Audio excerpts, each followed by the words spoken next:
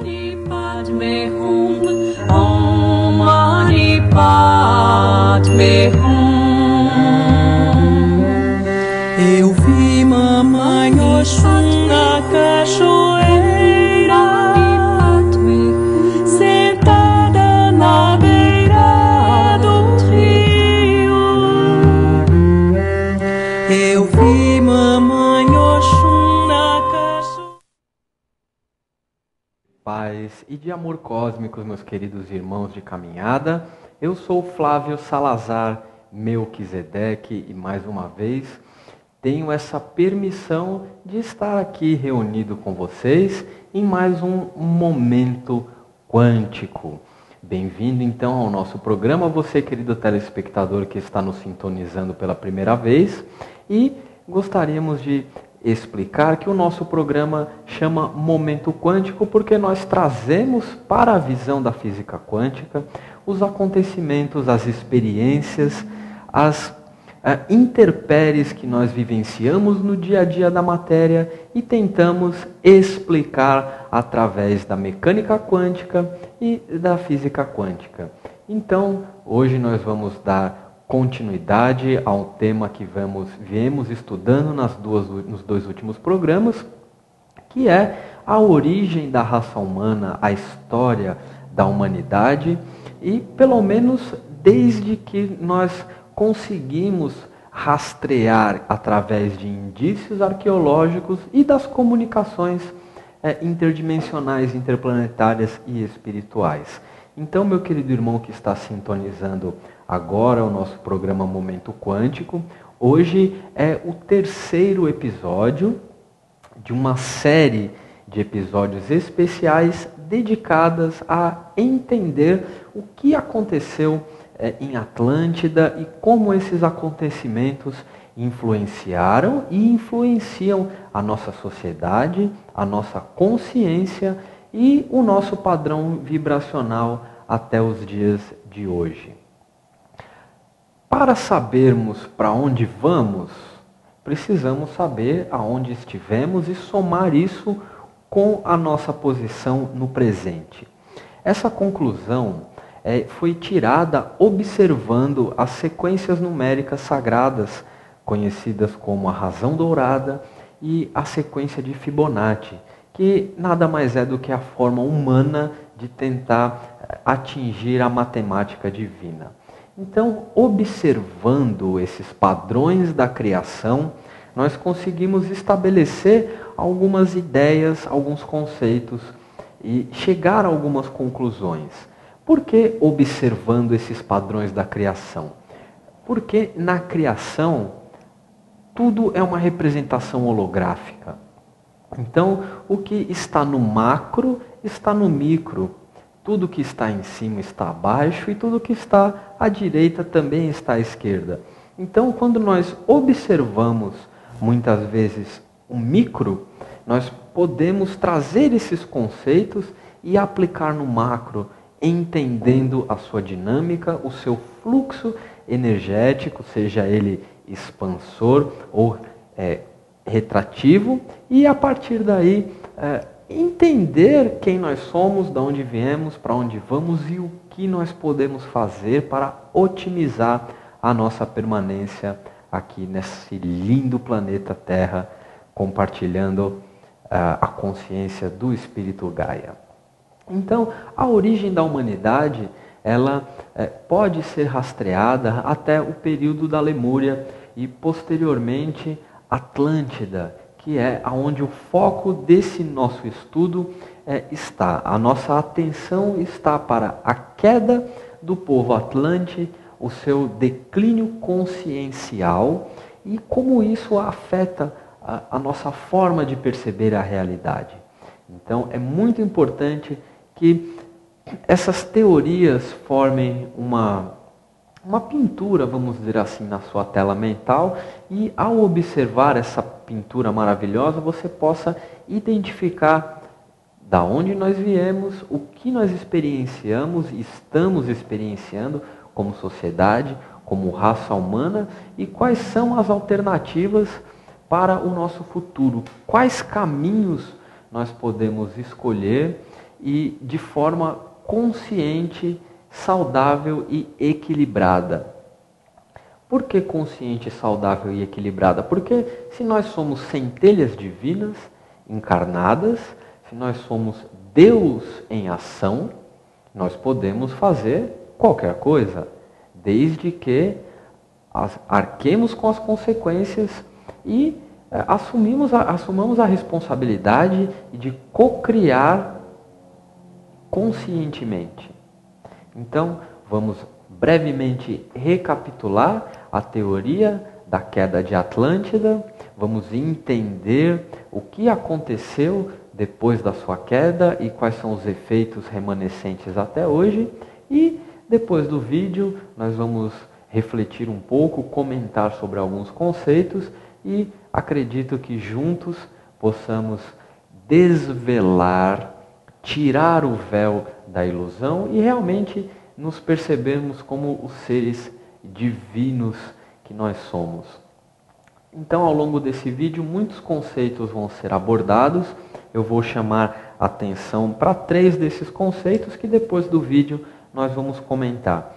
São os mestres ascensionados, a participação deles na civilização Atlante, a questão da imortalidade do corpo físico, um conceito que o nosso bem-amado mestre Saint Germain vem buzinando no nosso ouvido desde que ele começou a transmitir as suas mensagens, e um conceito que particularmente eu acredito ser fundamental para esse momento consciencial que nós estamos vivendo, que é o conceito de massa crítica.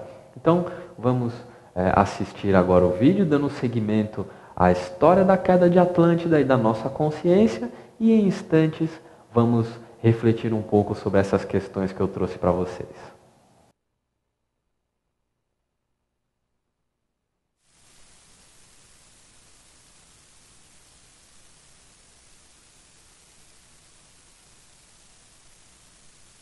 Previously on Spirit Science.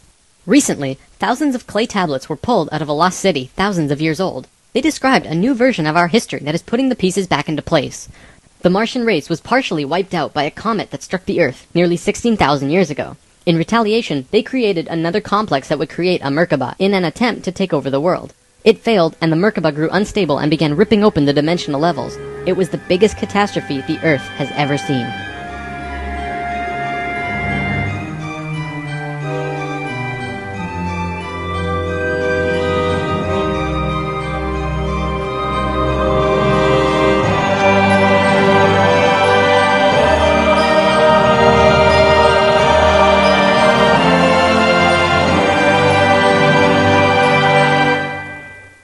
Something I should have mentioned last time. The reason the Nacals were special wasn't just because of their incredibly high consciousness, making them like guides of Atlantis. They also had achieved what today we call immortality. Let's just say they figured out a way to keep their body healthy and young for as long as they chose, and could choose to pass on whenever they desired it. When reincarnating, they do not suffer the great memory loss that we do when we incarnate.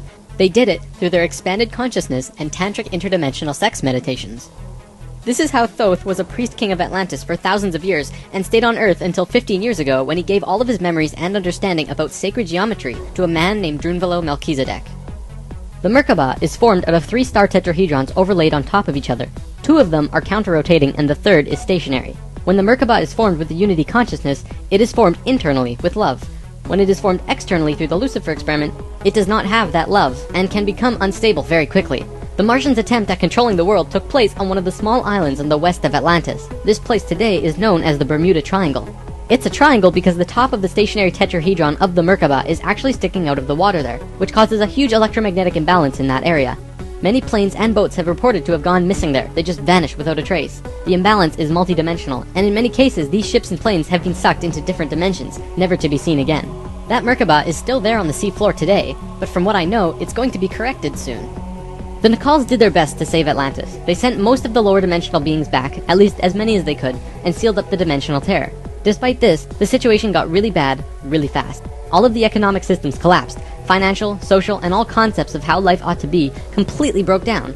Everyone on Atlantis began getting sick with weird diseases, and the entire continent went into a state of survival. Life was no longer about living. It became about surviving until tomorrow. It was a literal hell on Earth. The Nacals had no idea what to do.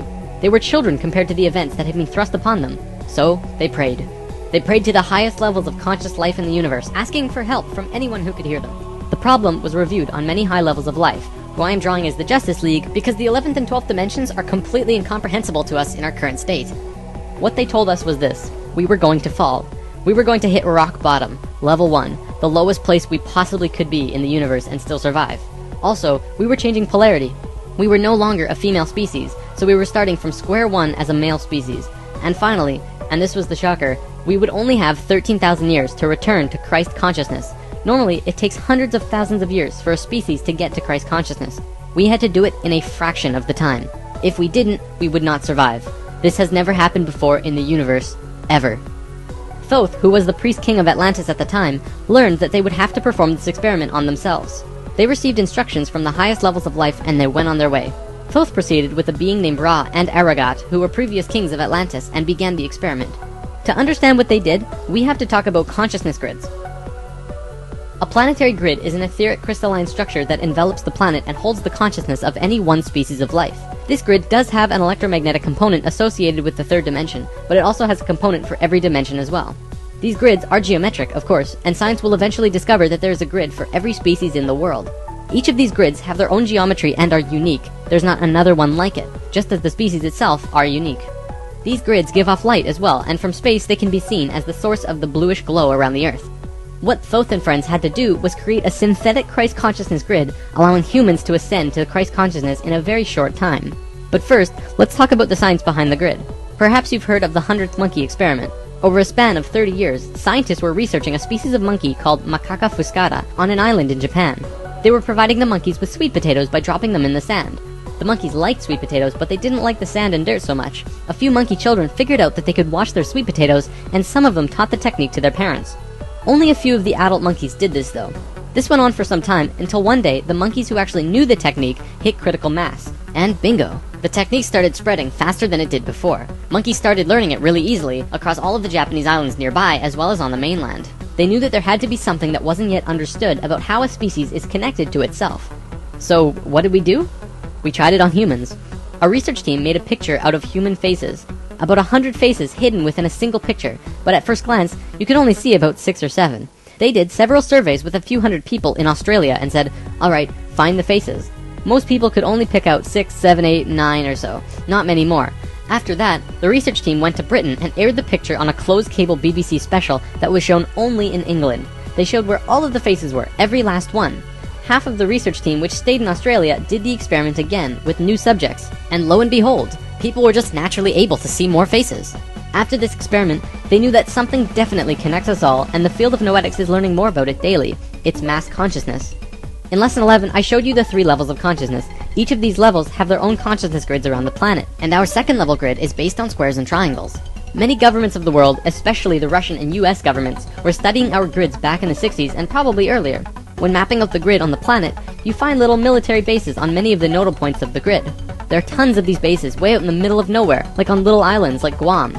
This couldn't be a coincidence that these government powers placed their bases right where the little spirals came out of the grid. They were trying to take control of the grid, because if you control consciousness, you control what we think and feel. Of course, there was another organization that had its hand in both of these governments, and still do, and we will discuss them soon enough. This grid is visible through astral projection as well. 13,000 years ago, it began. Thoth, Ra, and Aragat were to create a global complex that was able to build a synthetic Christ consciousness grid over a 13,000-year time period. The first thing they did was to fly to a place which is now called the Giza Plateau, but back then it was known as the land of Chem. It was also a rainforest back then as well, not desert like it is today. First, they created a grid around the planet 4th dimensionally, and then began to construct it in the physical 3rd dimension. They went to the male energetic axis of the Earth and constructed a complex which today is called the Solar Cross. These men were 6th-dimensional beings at that time and were living at a very high level of consciousness, so whatever they thought happened instantly. It was that simple. According to Thoth, he built the Great Pyramid, not the Egyptian king Cheops. Thoth says that it was built 200 years prior to the pole shift and built very quickly. These pyramids were aligned precisely with both Fibonacci and golden mean spirals emanating from out of the solar cross. Interestingly enough, Edgar Cayce also channeled that the pyramids were constructed in this time. The pyramids were also found to be built from the top down. The stones on top were placed first, which has baffled researchers ever since. Every time more is learned about the pyramids, we move further into dark on understanding how they were formed. If what Thoth says is true, well, that explains everything! From there, Thoth and friends constructed an entire network of temples and structures along this grid fourth dimensionally, placing them on nodes on the new synthetic Christ consciousness grid they were creating. All of them were made with Fibonacci or golden mean spirals, and all of them were mathematically referred back to the solar cross in Egypt through the Great Pyramid. The creation of all of the sacred sites on the planet were no accident. It was a single consciousness that created them all, from Machu Picchu to Stonehenge to Zaghuan, you name it. There are a few exceptions, but most were created by a single awareness as part of a unity consciousness grid. Although the Great Pyramid was done all at once, many of these ancient structures of the world were made fourth dimensionally and slowly dropped in frequency until they manifested on the third dimension over a long period of time. Richard Hoagland's research brings this forward, but he wasn't the first either. They showed how one sacred site is extrapolated from another to another to another. A hot topic of discussion right now are ley lines. These are simply geometric relations between sacred sites. Archaeologists are now finding these huge connections between major spiritual sites in the globe, and now we know why they're connected. These sites had to be built physically so that the Christ consciousness grid could manifest. In a way, think of the physical sites as the wiring of a giant wireless electrical system, and then it needs about 13,000 years of continuous energy flow for it to actually turn on. And just so that you're not left in suspense, yes, the grid was completed. It came to life and is now active, though not really used. Congratulations, Earth! We actually survived. Not only has Thoth told us this in person, but he's also written it down in the Emerald Tablets. These tablets were left in the Great Pyramid thousands of years ago. There are 12 tablets in total, formed from a substance created through alchemical transmutation. They are imperishable, resistant to all elements and corrosion. Their atomic structure is fixed in place, and no change can ever take place. In that respect, they violate the material laws of ionization. These tablets share a great wisdom, and you can read them at over 100 different levels of consciousness, and you will always understand them differently. If you're interested in this stuff, you should definitely consider reading them. As you can probably tell, Thoth plays a pretty large role in what happened. Most of this information comes from him. Thoth also provided most of this information about the Flower of Life and its geometric relationship to consciousness with us, and this stuff is tied intimately to the geometry of the universe. Considering the quality and quantity of information that he has shared, it makes you really start considering that this next part can be true. The Great Pyramid has a legendary missing capstone. According to the Emerald Tablets, deep under the Great Pyramid there's a room called the Hall of Records. This room was not built by Thoth and long predates the Atlantean civilization. Within the Hall of Records is the capstone of the pyramid, which is 5.5 inches high, solid gold, and completely holographic image of the Great Pyramid. It has all of the little rooms and everything. However, this leaves us with a 24 square foot piece of the Great Pyramid that's missing. If what Thoth says is true, that missing piece actually belongs to a very special airship that exists on Earth. And the way to the airship is through the Sphinx. The Sphinx, according to Thoth, is not 12,000 years old, but dates back over 5.5 million years on Earth. Deep under the Sphinx, about 1 mile down, is a round room with a flat floor and flat ceiling. Inside this room is the oldest synthetic object on Earth. The object is about 2 city blocks in size. It's round like a disc and has a flat bottom and top. It is also only about 3 atoms thick, except for a pattern on the top and bottom which looks like this. This pattern is 5 atoms thick. Thoth says that it's powered by consciousness, thoughts, and feelings, and connects with your own living Merkaba, which means that it becomes an extension of you and your own energy fields. The ship is also intimately connected with the spirit of the Earth, and is the protector for the whole planet. Thoth built the pyramid the way he did to fit with the ship. When on top of the Great Pyramid, it creates this image from above. The disc ship has a circumference equal to the perimeter of the Great Pyramid. As we discussed in Lesson 11, whenever that ratio appears, life occurs. This ship can only be used by the purest of souls. See, whenever we approach the point in the precession of the equinox where our poles do these shifts, we become very vulnerable. Things often degenerate, and while things become chaotic, there are often other species who wish to take us over. This has always happened, not just with us, but with all evolving consciousness. Every time a takeover seems imminent, a very pure person will find their way to the ship and raise it into the air. The Earth and Sun will connect with that person and give him or her great power. Then, whatever that person thinks and feels will happen. And think about it. If consciousness is the primary core component of the entire planet, does it not make sense that it would have its own defense mechanism? This defense is an airship that plugs into the Earth and the Sun, allowing the Earth to have protection. Our takeover event actually already happened, the same year the Christ grid was activated. The year was 1989, and we were having some troubles with the Greys, a race of ETs who were slowly plotting takeover due to a previous scuffle we were having. A very pure woman in Peru made the ascension process into the Christ consciousness grid and found the ship. She tuned it to the frequency of the 4th dimension where she raised it through the Earth and into the air, and manifested a situation for the Greys to leave. Within a very short time, the Greys began getting sick, and remained sick for as long as they stayed here. They have been forced to leave for now, and we are once again safe. The ship is a warship in that whatever race is trying to take over, the person will just think them away, think up a situation, and force them to leave. Returning to the events on Atlantis, After completing the complex in Egypt, Thoth and pals returned to Atlantis, where they waited for about 200 years until that critical point on the precession of the equinox where the poles would shift. They knew that Atlantis would sink, and they would be ready.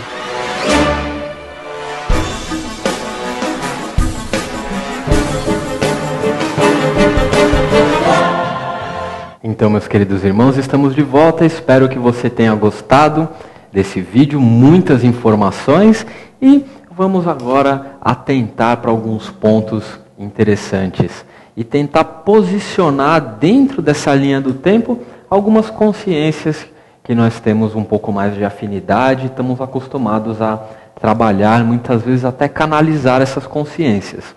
Então, voltando um pouco para a estrutura da população atlante, existiam 3 níveis, sendo que o mais elevado em termos de consciência eram os que eles denominam aí nessa animação os Nakaos.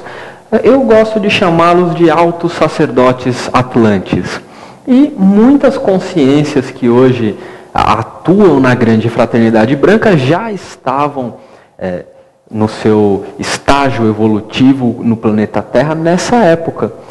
Dentre as consciências que eu tenho mais afinidade, posso afirmar para vocês que o nosso bem-amado mestre Saint Germain e o nosso bem-amado mestre Serafis Bey estavam presentes como sacerdotes da Alta Atlântida e tiveram grande participação nessa manobra de contenção dos prejuízos e no começo da reestruturação da nova consciência humana.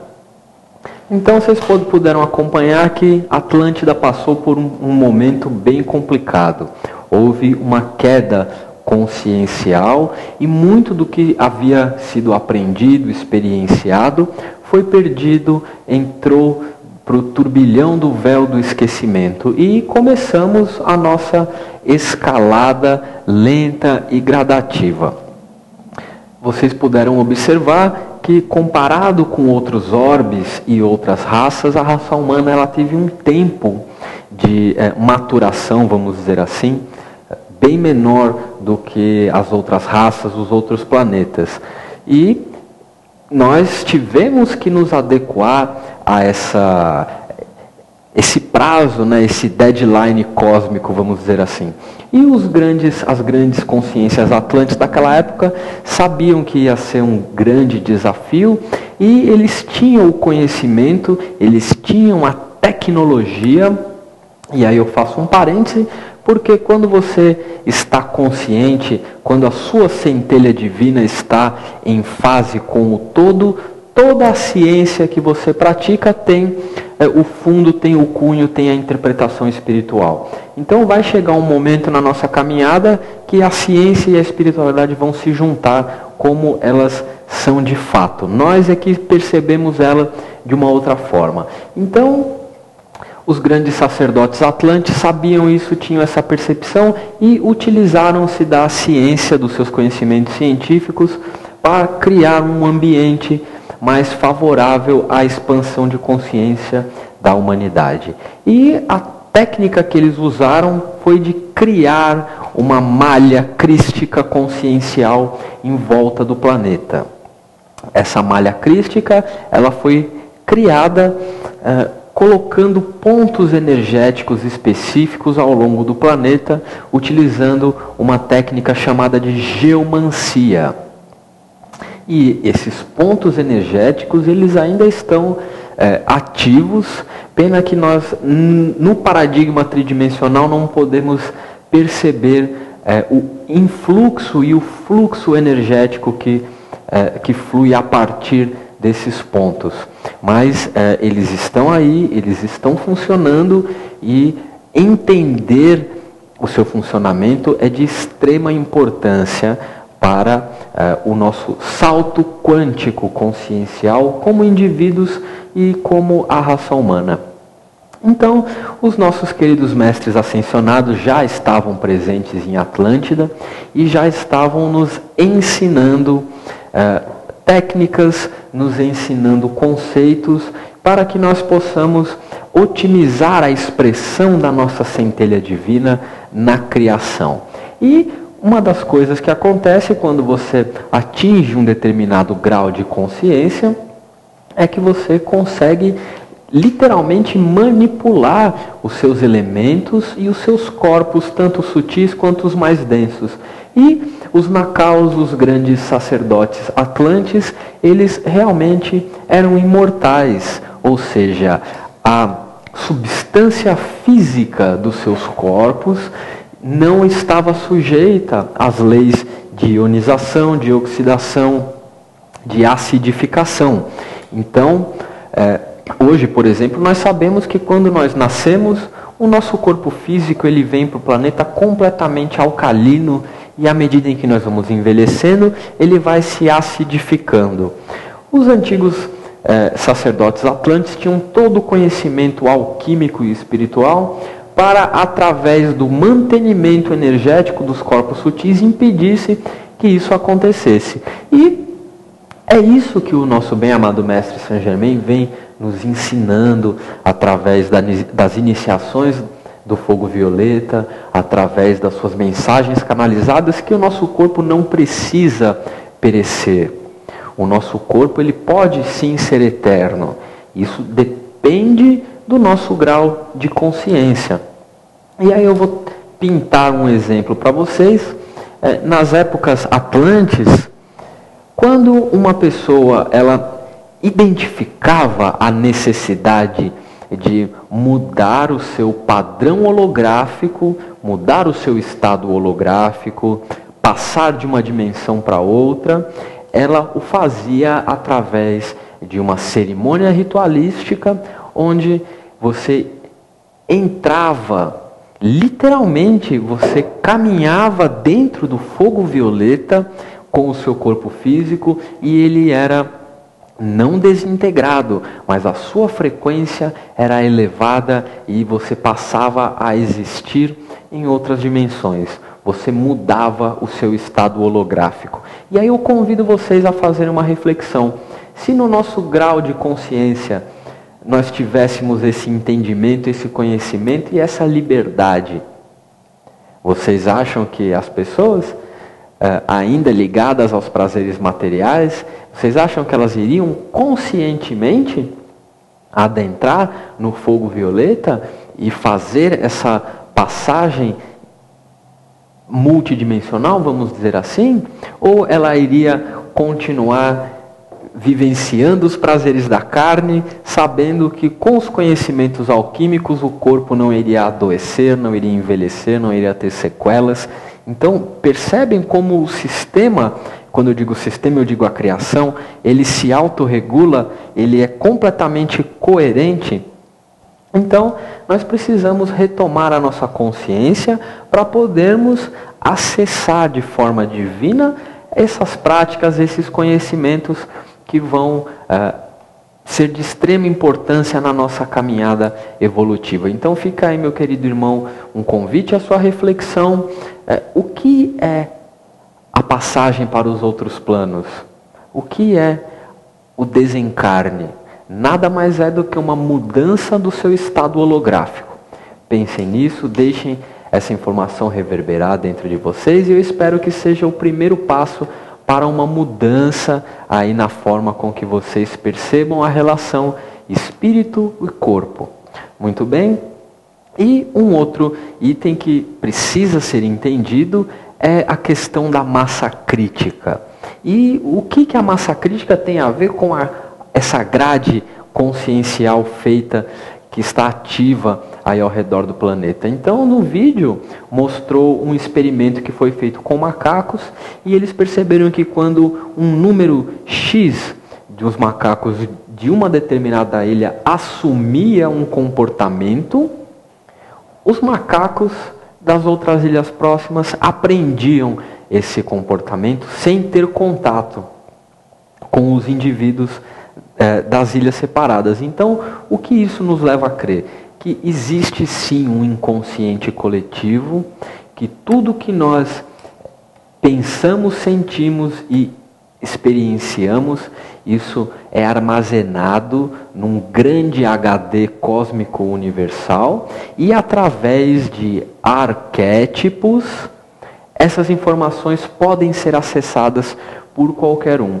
Então isso ficou muito claro nos experimentos com os macacos. Por que que isso é importante para nós? Porque é através da iluminação, da ascensão do inconsciente coletivo, é que nós vamos conseguir salvar a raça humana e, consequentemente, o meio ambiente da terceira dimensão. Então, entendido isso, você se torna responsável pelo que você sente e pelo que você emana e manda para essa grade. E isso vai ser acessível por todos. Então, sempre que você acordar de manhã, assuma um compromisso de ter bons pensamentos e de ter bons sentimentos. Procure as práticas espirituais. Quando eu digo práticas, eu digo rituais, coisas que você faça todo dia que te conecte, religue com a consciência crística, com os planos espirituais. E você, ao fazer isso, percebam como a criação é complexa e ao mesmo tempo maravilhosa. Todas essas experiências, essas vivências positivas, você manda isso para o inconsciente coletivo. Esses arquétipos, eles passam a transitar nessa malha crística e pode ser acessível a todas as pessoas que elevarem os seus pensamentos e se conectarem. Onde eu quero chegar com isso é que você se iluminando, você ajuda a iluminar a humanidade. Então, não acreditem na ilusão da separação, de que você está separado do seu irmão.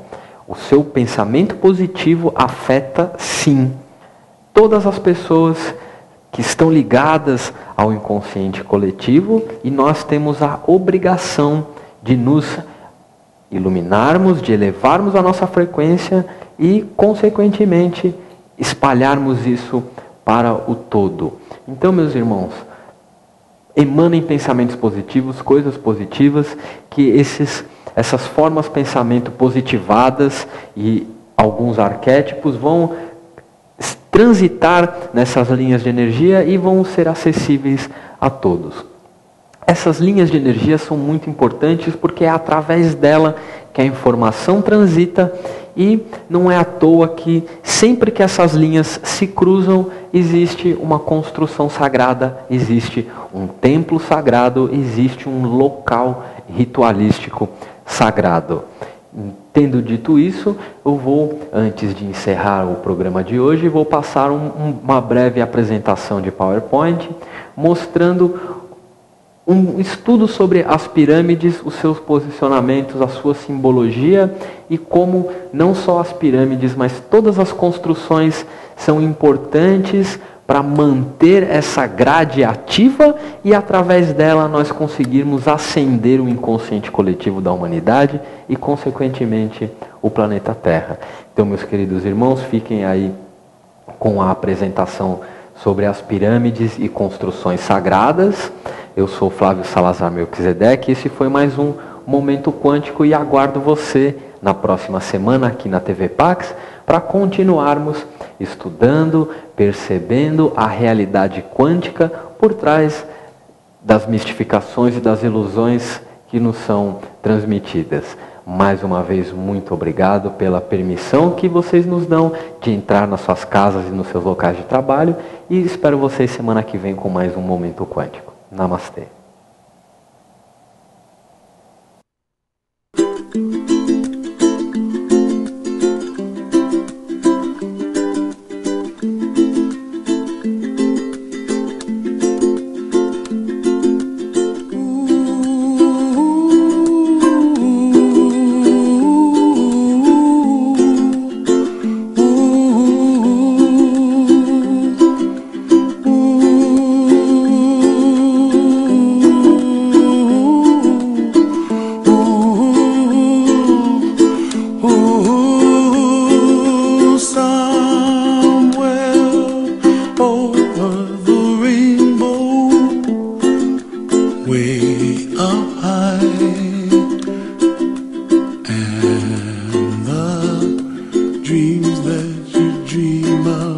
once in a lullaby.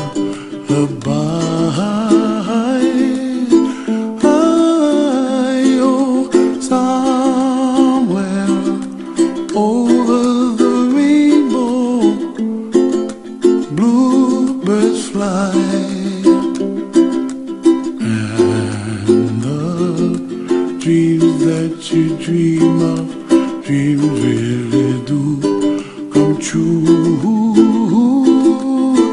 Ooh, someday you wish upon a star, wake up where the clouds are far behind. Be where trouble melts like lemon drops, high above the chimney top. That's where you find me. Oh, somewhere over the rainbow, bluebirds fly, and the dream that you dare to, oh why can't I? Well, I see trees of green and red roses too. I watch them bloom for me and you, and I think to myself, what a wonderful world.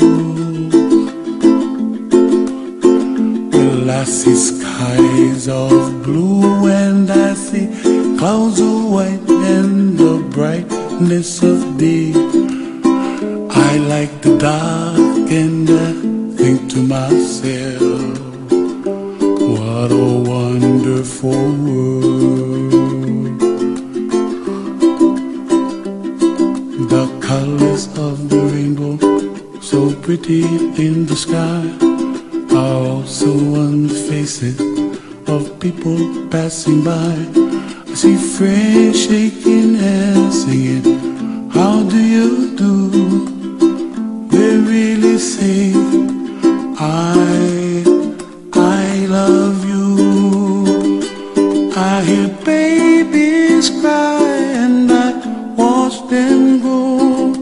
They'll learn much more than we'll know, and I think to myself, what a wonderful world. Someday I wish upon a star, wake up where the clouds are far behind. Be where trouble melts like a lemon drops, high above the chimney top. That's where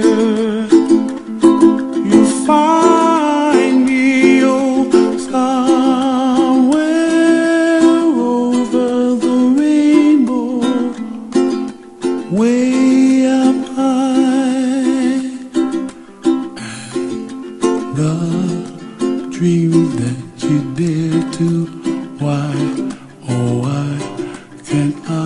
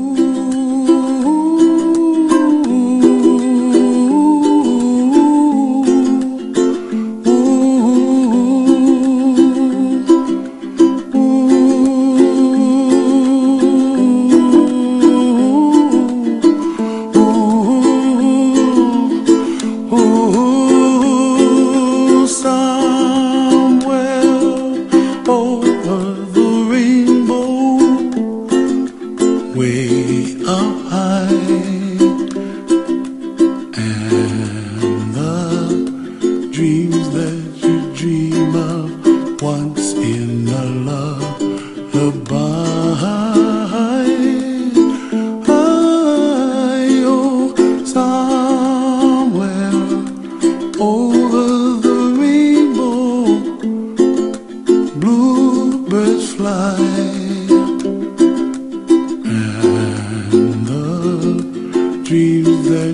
dream of dreams really do come true. Ooh, someday you wish upon a star, wake up where the clouds are far behind me, where trouble melts like lemon drops high above the chimney top. That's where you find me, oh, somewhere over the rainbow. Bluebirds fly, and the dream that you dare to, oh why can't I? Well, I see trees of green and red roses too. I watch them bloom for me and you, and I think to myself, what a wonderful world. Well, I see skies of blue and I see clouds of white and the brightness of day. I like the dark and I think to myself, what a wonderful world. The colors of the rainbow, so pretty in the sky, are also on the faces of people passing by. I see friends shaking hands singing, how do you do? They really say, I love you. I hear babies cry and I watch them grow. They'll learn much more than we'll know, and I think to myself, what a wonderful world. Someday I wish upon a star, wake up where the clouds are far behind me, where trouble melts like a lemon drops high above the chimney top. That's where you find me, oh, somewhere over the rainbow, way up high. And the dream that you dare to, why, oh why can't I? Mani Padme Hum, Om Mani Padme Hum. Eu vi mamãe Oxum na cachoeira, sentada na beira do rio. Eu vi mamãe Oxum